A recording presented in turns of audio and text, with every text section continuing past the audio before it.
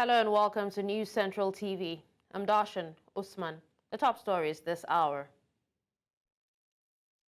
President Tinubu signs executive order to improve investment in oil and gas sector. Vice President Kashim Shettima, others pay tribute to Herbert, wife and son. Senegalese MPs adopt amnesty law amid political crisis. Details of these stories and more shortly. News Central now at this hour begins in West Africa, where Nigeria's President Bola Tinubu has signed 3 executive orders to help improve the investment climate and position Nigeria as the preferred investment destination for the oil and gas sector in Africa. In a statement by his special advisor on media and publicity, Ajuri Ngelale, the documents are in line with the president's efforts to remove obstacles to investments in Nigeria, harness the nation's resources, and diversify the economy for the benefit of all Nigerians. The orders are to introduce fiscal incentives for oil and gas projects, reduce contracting costs and timelines, and promote cost efficiency in local content requirements. Let's now tell you that President Bola Tinubu has directed the Minister of the Federal Capital Territory, Nyesom Wike, to facilitate the immediate release and distribution of grains and palliatives to residents to cushion the effect of the economic hardship. The Minister of State for FCT, Dr. Madia Mahmoud, disclosed this on Wednesday in an emergency meeting with stakeholders and chairmen of the 6 area councils of the FCT.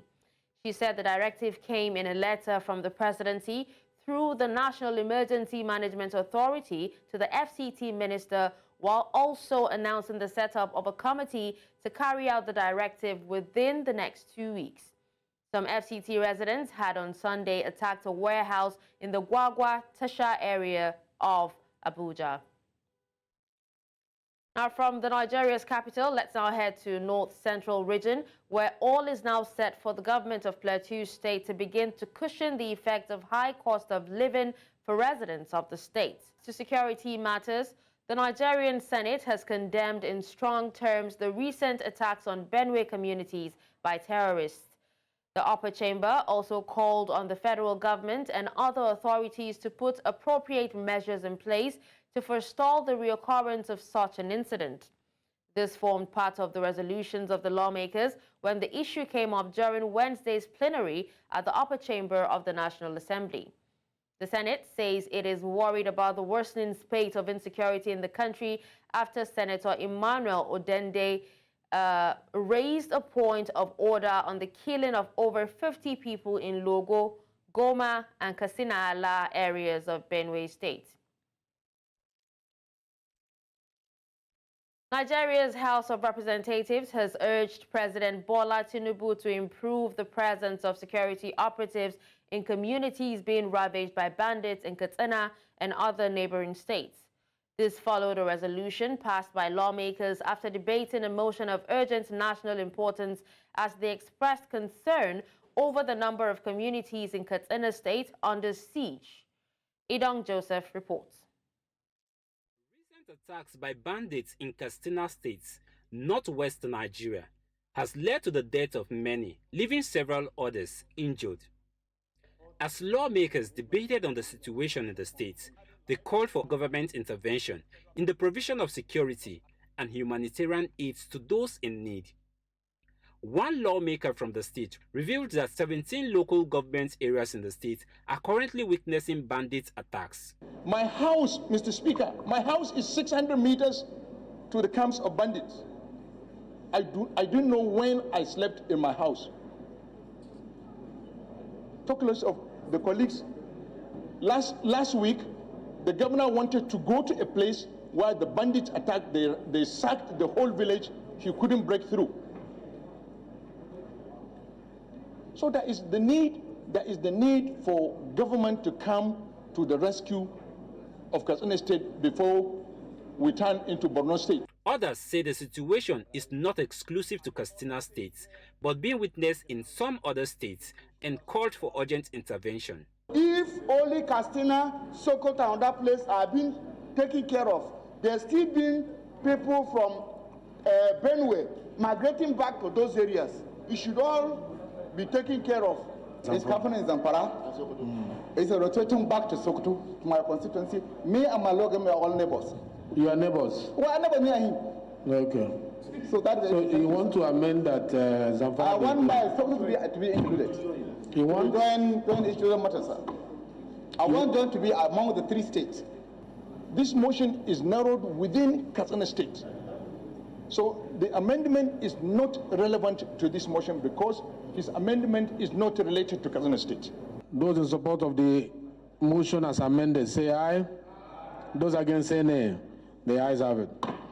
The matter was then referred to the House Committees on Defense, Army, Police, Emergency and Disaster Preparedness, as well as the National Security and Intelligence for legislative action following a voice vote. In Abuja for News Central, I am Idong Joseph. Thank you, Idong. Now, moving away, dozens have been abducted in a fresh attack by Boko Haram terrorists in Borno State. The attack happened on Monday when insurgents struck 3 internally displaced persons camps in Ngala town. That's the headquarters of Gomborungala local government area at the border of Cameroon, where the terrorists are most active.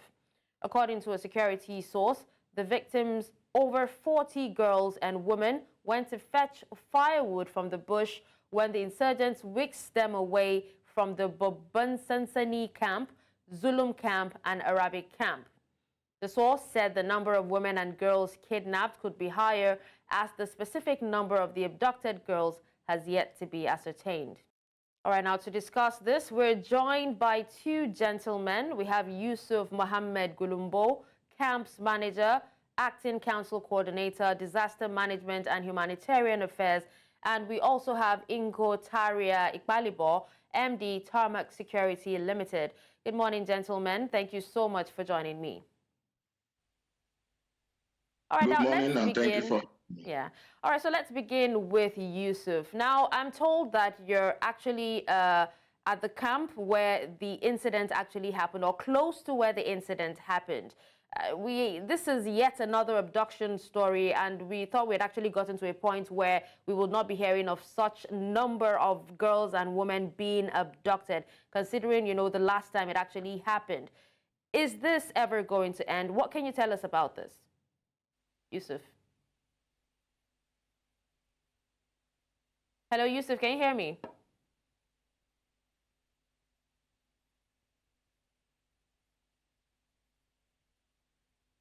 All right, so let me move the question to you, Inko Taria. Now, what do you have to say about this abduction? I seem to remember years ago when the Chibok girls were abducted in the same Borno state. So, what do you think about this? Is this ever going to end? Will we hear the end of this? Well, it's unfortunate from the actions and reactions of government. It's obvious that kidnapping and abduction will not end as long as ransom is being paid. Kidnapping and abducting remains a lucrative business, and there are several people benefiting from the business. So putting an end to it obviously means that you have to be very decisive, step on toes, and take the battle headlong to eliminate the terrorists within your geographical space. And I don't see the current leadership of the nation doing that. Okay, so now still talking about this, do you have an idea of the current situation of displaced people, you know, who were abducted by Boko Haram in the northeast, like talking about these particular camps, these 3 camps? Well, unfortunately, the IDPs that we have in Nigeria, in the northeast, they are not secured. They are not secured. They are still vulnerable. And it baffles my mind to imagine that government will enact a place where they are supposed to be keeping displaced persons for, even if it's going to be temporarily, You are going to accommodate them there temporarily, and you do not have any security measures in place to ensure that they are safe. All the IDPs, I put it out there to you that they are vulnerable. Not just this one, not just the 3 IDPs. All the IDPs are vulnerable. If you take a media tour around the IDPs today, you will discover that they are worse than the ancestral lands that were attacked by the terrorists. So if government wants to protect our citizens, I expect that before you call a place an IDP, you should have put adequate security in place to prevent a reoccurrence, because these people you are relocating, they're already victims. They've been displaced from their ancestral lands. Traumatically, they are being traumatized, and then you are now bringing them to a place that is supposed to be a safe haven, and there is no safety in such a facility. It's unfortunate. All right, it seems like, you know, even in your ancestral land, you're not safe, and also the camps that have been provided for you to, you know, keep you away from the insecurity still gets to you somehow. But being a security expert and considering this particular, you know, incident, do you have an idea of how many people are estimated to have been abducted? Because according to reports, we heard that it's 40, but could be more. Do you have an idea, and their identities as well, and also the condition of these people? Have the kidnappers called in, you know, for ransom? Have they said anything? Have they called family members? Well, for now, there are over 200, essentially women and children. And for their current state, of course, they are traumatized and they are hopeless. These are people who felt, okay, the government have brought them to a place that is safe, and they've regularized their living, and they've gone. In fact, from the reports we had, they went to fetch firewood. You know, so they've gradually settled down, thinking that, oh, even if they are far from home, they are safe here. So for them to be abducted again, then it is obvious that they are traumatized and currently in a hopeless state of mind. Okay, so you know, most cases in incidences like this, you have you know, the government or the army sending troops to go out and look for them. Do you know if that is actually the case at the moment? Perhaps they are doing that behind the scene, but not that we are aware of.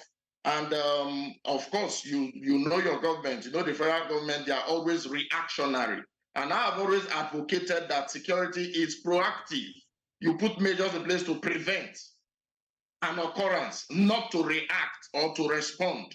You know, so well, perhaps they have started searching for the girls and the women, who knows? And maybe they have not. I'm not holding brief for them. I expect that as it is, either is the spokesperson of the government or of the military should have come out to not to tell the world what they are doing, but to assure Nigerians that things are being done to prevent these things, and not just to say it, because Nigerians are even tired of hearing such assurances. Not just to say it, but to mean it this time around and ensure that citizens are safe. I don't know the amount of budget being allocated for IDPs, and then there is no security infrastructure around any IDP. It's appalling. It's bad under normal circumstances. Talking about, you know, security of the IDPs, now considering that, you know, where this incident actually happened is a border town, and the proximity to Cameroon is, you know, and considering the proximity to Cameroon as well, is there a possibility that these women have actually been shipped across Nigeria? All right, we seem to have lost audio and visual of Inquotaria, but thank you so much for joining me and speaking on this. Now, the Delta State House of Assembly is worried that 3 years after the anti-grazing bill was passed and signed into law, herders still engage in open grazing in the state. To this end, the House, in line with its oversight functions and through the House of Committee on Legislative Compliance, summoned a stakeholders meeting at the State Assembly complex to seek ways forward. The committee, headed by Deputy Speaker Arthur Okpowowo, expressed concern that violators of the anti-open grazing law are working freely on the streets and vowed to stamp its feet harder in collaboration with the executive in ensuring full-scale compliance.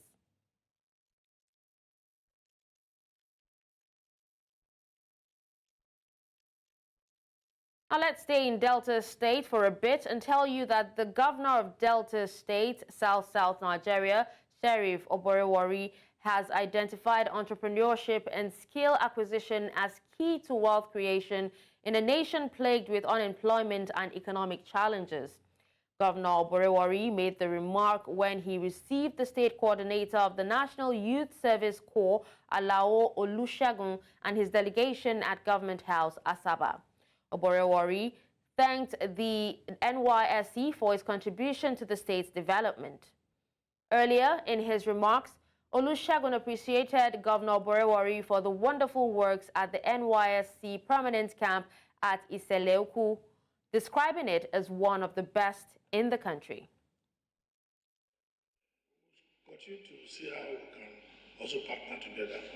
When we're having our entrepreneurship programs, we also invite you to add your value to it, because it's very key. Entrepreneurship is very key, because you finish and at the end of the day, there's no job. But with the skill that we're able to acquire, that will keep you going, depending on you get a suitable job. So this white collar job is not easy to get white collar job. So the entrepreneurship is very, very key. Between Nigeria's government and crypto giant Binance will see the global forex trading platform exit the Nigerian forex market. While Binance has announced that from March the 8th, it will stop the trading of the Nigerian Naira on its platform, advising all traders to convert their Naira e-currencies to USDT. Some experts, however, say the war against forex speculators is not over, calling on Nigerian government to do more. Amadin Uyi reports. Before now, many Nigerians did not know who or what Binance represented. However, with a falling Naira losing over 100% of its value in the last 6 months, many, even governments, are now taking cryptocurrency and the Binance platform more serious. While government says the Naira is being undervalued, crypto experts blame its fall to speculators, creating an artificial demand for dollars, thus Nigeria's Naira bearing the brunt. Exactly what people were doing in the Binance peer-to-peer platform. So they create an arbitrage. What does arbitrage do? It consistently forces the price to go up. So what now happens is that the exchange rate on Binance begins to increase based on that artificial. Sometimes the order may not even go through. Or sometimes I might fix the price and buy from myself. So I create an artificial demand. Nigeria's federal government says trade volume and activities on the Binance platform over the last 1 year puts the company on the spotlight, thus ensuring it should not be taken lightly. In the last 1 year alone, $26 billion has passed through Binance Nigeria from sources and users who we cannot adequately identify. Nigeria's government is insisting to come down hard on speculators who are using the Binance platform to manipulate the value of the Naira. However, there are some who think government is not doing enough, or it has come into the fray too late. Where there are distortions that that come about as a result of bad behavior, we will ensure that those who do it will face the music as a deterrent to ensure that others in future do not go that route. One of the major reasons, rather, we have government is to regulate the human instinct to exploit one another. Without the government, a lot of things will just go. People can do a lot of things. But because there is law and order in place, it prevents people from doing certain things. With Binance announcing it is exiting the Nigerian forex market and excluding the nation's Naira from its trade platform from March the 8th. citizens will be hoping the forex market will eventually witness stability.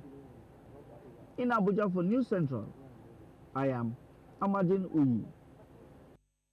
Nigeria's Vice President Kashim Shettima has led the nation to mourn former Group Chief Executive Officer of Access Holdings PLC, Herbert Wike, and his family, who died in a helicopter crash in the United States of America weeks ago. Shettima described the late Wike as an early bloomer who transformed the Nigerian banking industry, recalling his visionary leadership and unwavering dedication to his community. The Vice President highlighted Wike's early successes, his dream of building the Harvard of Africa, and his commitment to leaving a lasting legacy. Brothers and sisters may have ended in a distant land, but their spirits linger in the hearts of everyone here and beyond. Today, we honor not just the soul that boarded that faithful helicopter, but the indomitable dreamers and builders that soared to heights reserved for the chosen few. What could have been Harvard's final act, his magnum opus, was the unveiling of the university he endeavored to establish, the Harvard of Africa, as he fondly called it. To understand why he was so passionate about creating a place of knowledge, one must step into the shoes of a man who lived a life adorned with unparalleled achievements and reached summits few dare to climb. I probably remember, as Derry said, 2021 August, in the same hall, a big ceremony celebrating my 60th birthday and launching my book. It was organized and paid for by Herbert.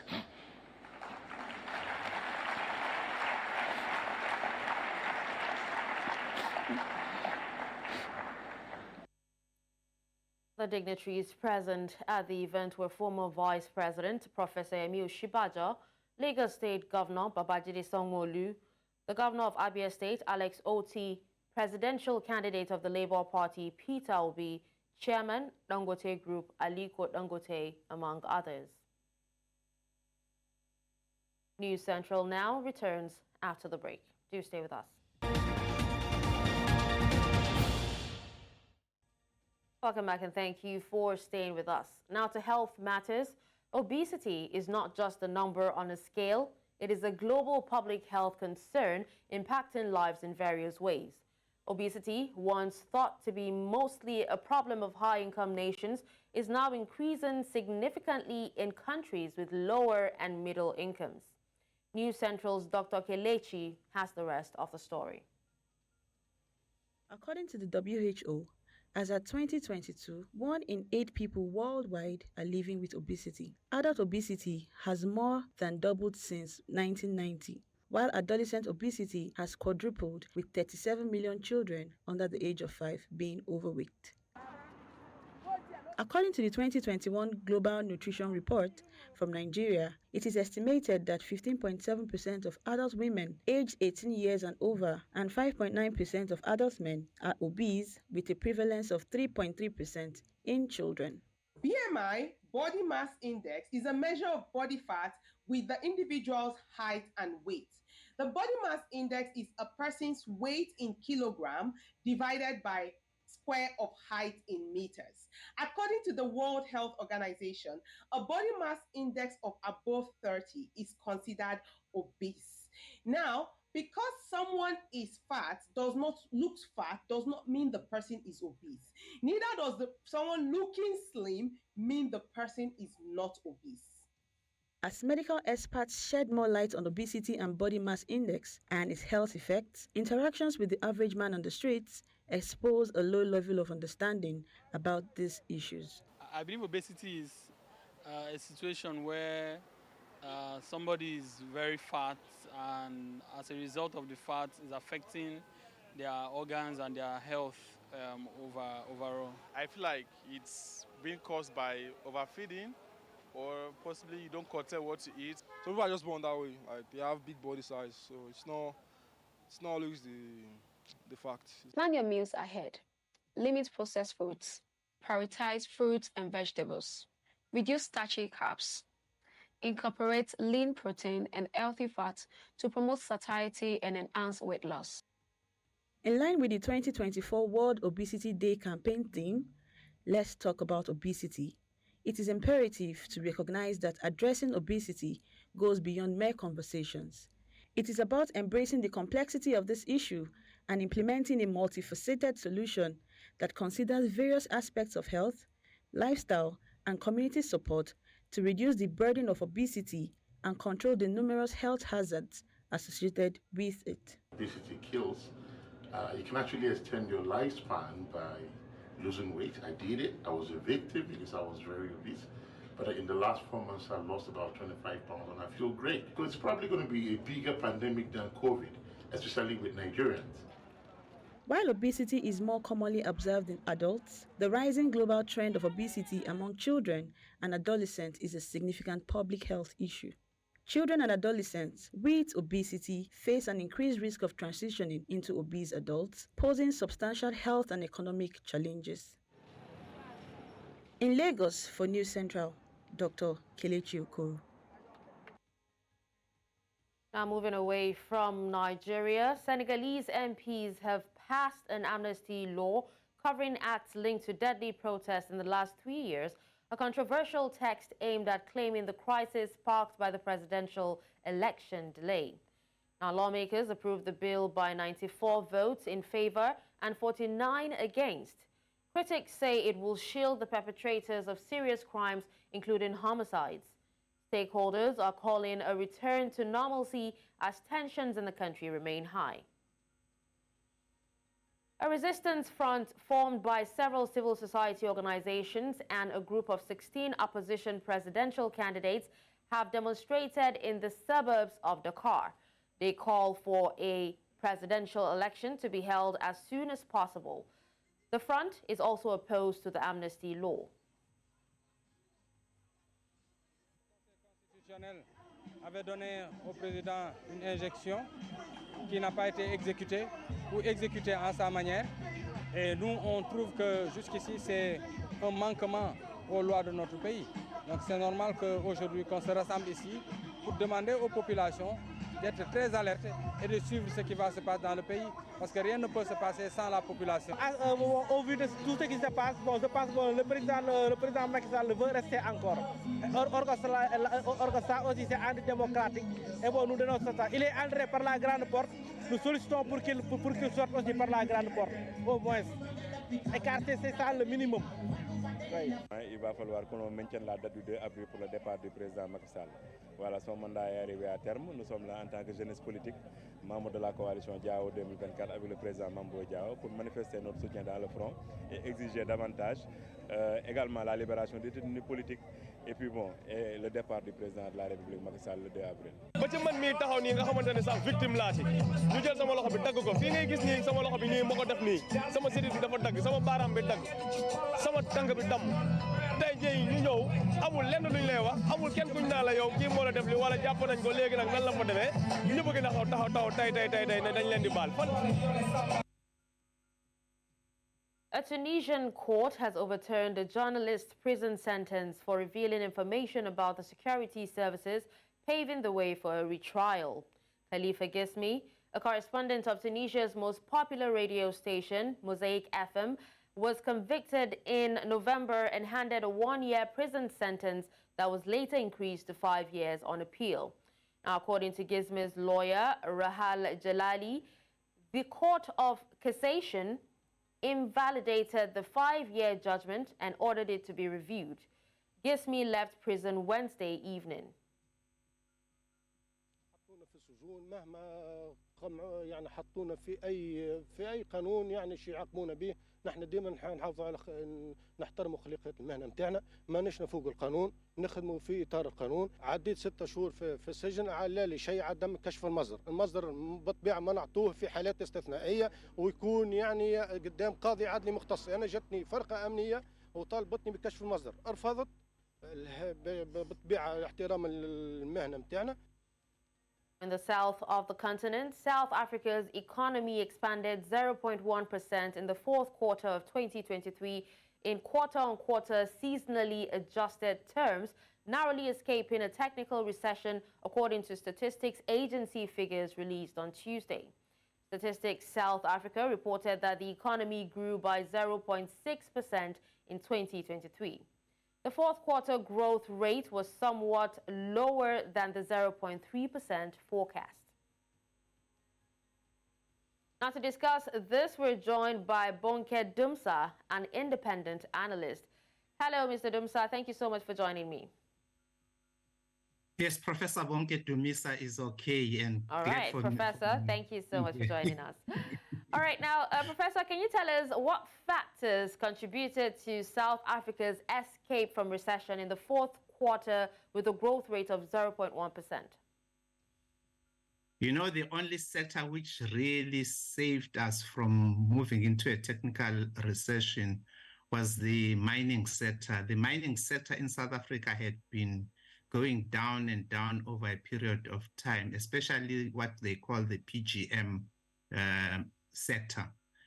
But what happened with the last quarter, the fourth quarter of 2023, it picked up the platinum sales and some of the other related minerals picked up. And that's the only thing which really saved us. Otherwise, we're definitely going to go for a technical recession, because in the third quarter, we had a negative economic growth rate of minus 0.2.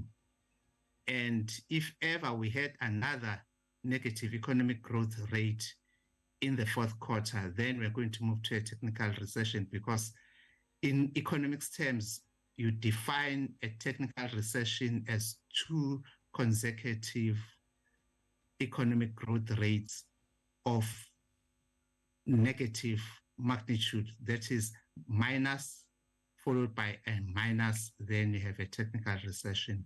We avoided it, and that's why we are somehow happy with this. It's not really a good economic growth rate, considering that in the first quarter of 2023, we had it growing by only 0.3. In the second quarter, it was as if it was improving. It moved up by 0.7. And then in the third quarter, it became negative at minus 0.2.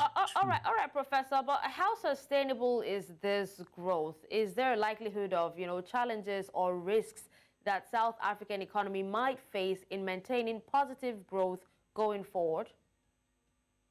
I think there is that possibility, even though there may be a possibility that in the first quarter of 2024, we may have a negative economic growth rate. But the thing which was responsible for our very low economic growth rates in South Africa had been a combination of 2 things. That is load shedding, electricity load shedding, which has affected businesses severely. And then we had a problem with our logistics.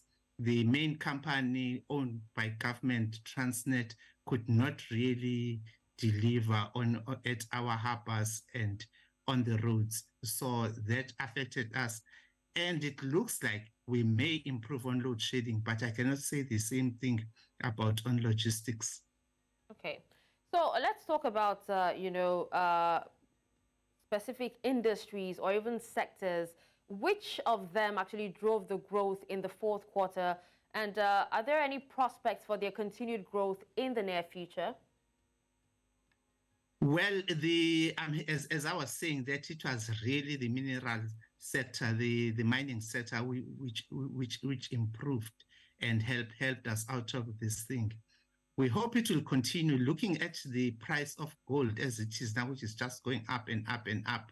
So maybe then it will continue being like that, and we are going to benefit from that.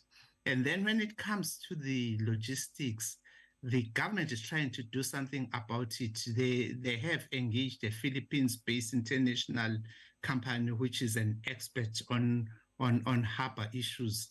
So if ever that entity can start operating as soon as possible, then it may help us to deal with these logistical issues, but they will continue until we sort our management of all our ports in South Africa, and until we are able to manage the issue of trucks which are blocking many routes in South Africa, because when they arrive at the harbors, there is no good service to have them offload or to load the things which are coming from other countries.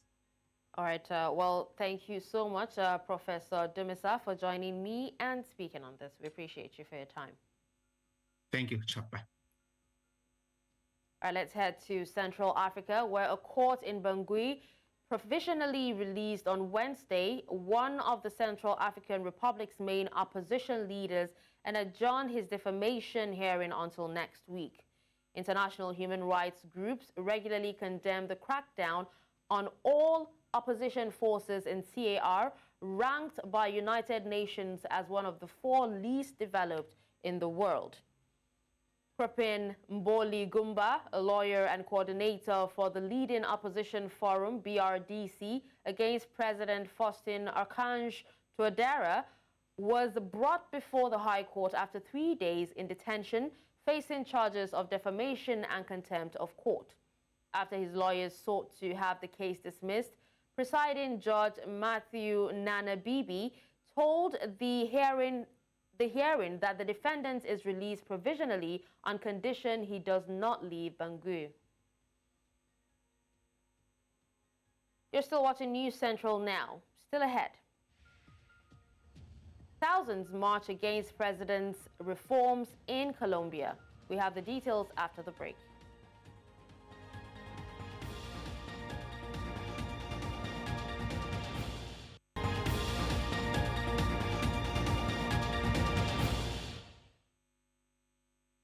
And other news from around the world, thousands of Colombians protested President Gustavo Petro on the violence that has continued to plague the country in spite of his efforts to negotiate peace with armed groups.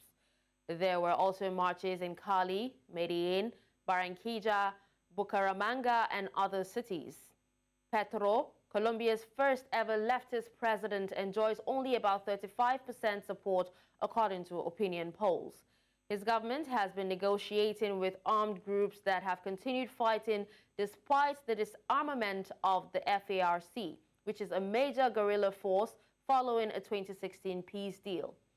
There have been frequent violations of successive ceasefire agreements, with civilians, particularly in rural areas, getting caught up in the fighting between leftist guerrillas, right-wing paramilitary groups, drug cartels, and the military.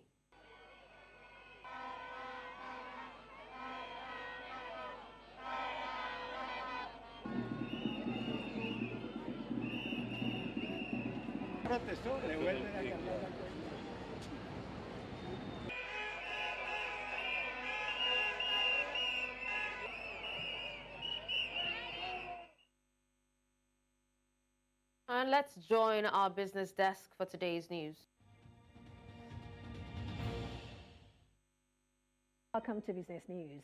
Total Energies and Qatar state-owned oil company have announced the acquisition of stakes in a license for oil and gas exploration off the coast of South Africa as part of their joint efforts to develop the Orange Basin area in neighboring Namibia.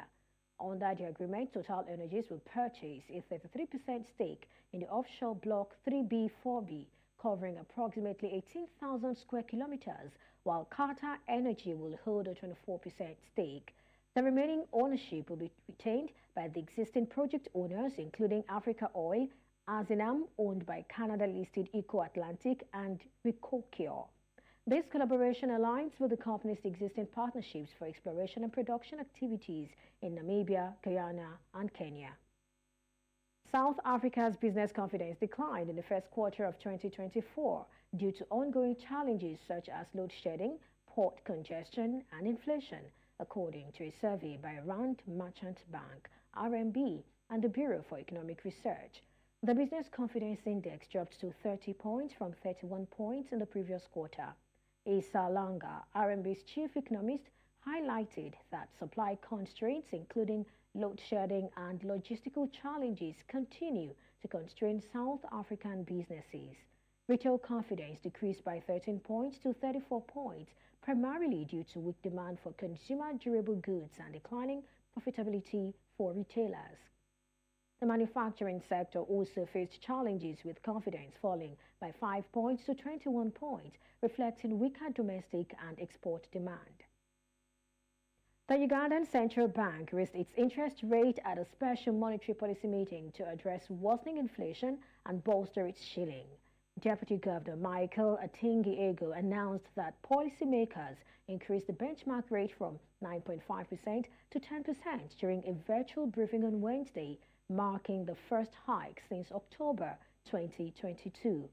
Uganda's shilling has depreciated by approximately 7% since the World Bank's announcement in August of suspending funding to the country due to its legislation criminalizing homosexuality, with the currency reaching a record low of 30,957.50 per dollar on February 26. Both annual core inflation, excluding food and energy costs, and headline price growth accelerated to 3.4% in February. This special MPC is the second meeting in nearly 2 years.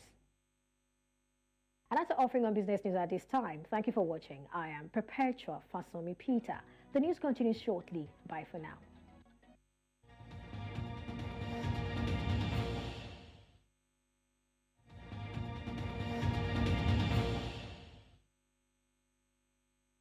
And now in the world of sports, Nigeria have progressed to the quarterfinals of the men and women's table tennis team event at the ongoing 13th African Games in Ghana. Day 3 served up the best of table tennis in the team event as 30 countries contested for spots in the quarterfinals.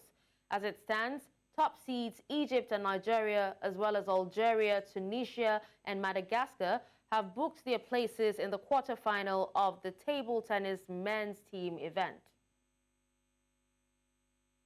Niger Tornadoes have been charged for breaching NPFL framework and rules during their match day 23 game versus Rangers International.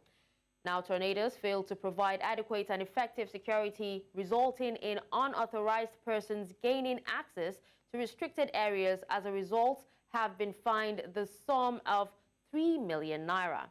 A fine of 1 million naira has been imposed on Tornadoes for failing to provide adequate security on match day. Tornadoes will also pay another 1 million naira fine for encroachment onto the pitch during the match, as well as a further 1 million naira for general misconduct. Niger Tornadoes have 48 hours from the date of the notice to appeal or accept the sanctions.